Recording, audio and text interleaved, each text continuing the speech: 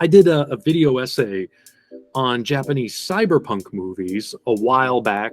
I'm a huge fan of Japanese cyberpunk movies, so I've already talked at length about them. But stuff like Shozen Fukui's 964 Pinocchio and Kei Fujiwara's Oregon, and one of my favorite directors ever is Shinya Tsukamoto. And I love Tetsuo the Iron Man, but I've already talked about Tetsuo the Iron Man, so I wanted to throw something a little less known out there.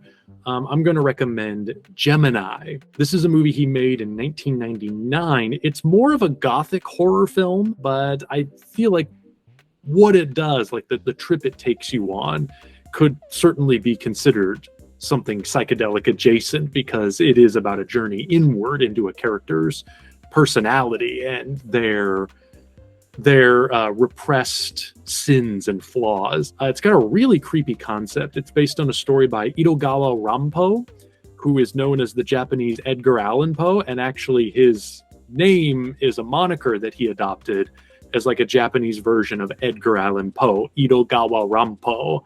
That's the Japanese way of saying Edgar Allan Poe. And he wrote a ton of stories, Gothic horror stories, really weird, twisted psychological horror tales. This one takes place around the turn of the century.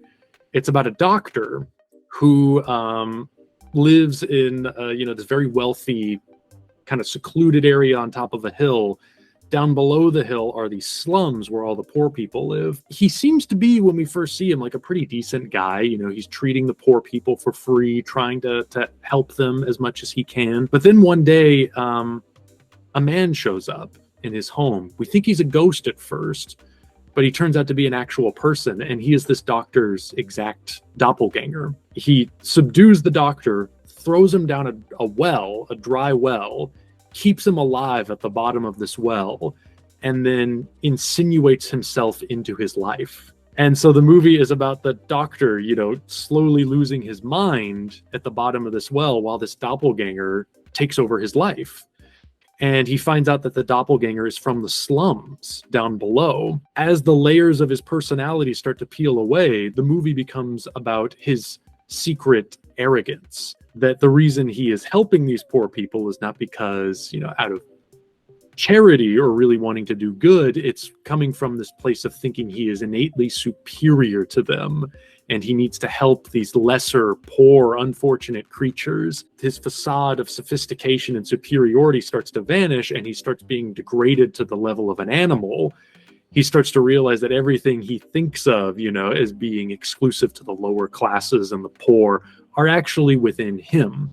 And so it's about him facing the sins of his own arrogance through this allegorical tale. It's a very clever class commentary, and it's also just a really creepy horror movie. It's gorgeously designed. I think it's Shinya Tsukamoto's most beautifully shot and designed movie. It's actually his only studio financed movie, aside from Haruko the Goblin, which he did very early in his career. This is the only other one that's actually studio financed. So he had a lot of resources to play with, a lot more money than he usually has.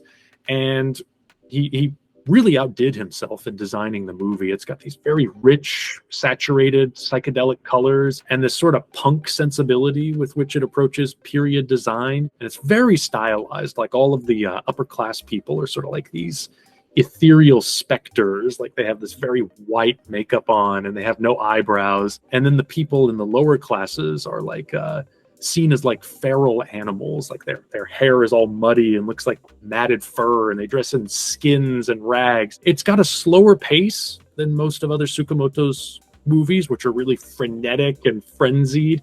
This one has frenetic moments, but it's got much more of a drawn out pacing. But I think it's very richly atmospheric, very weird and eerie, and it draws you in. And there's some really phenomenal lighting effects, very frightening and scary. It's got a great Blu-ray release from Mondo Macabro, who also put out Haruko the Goblin.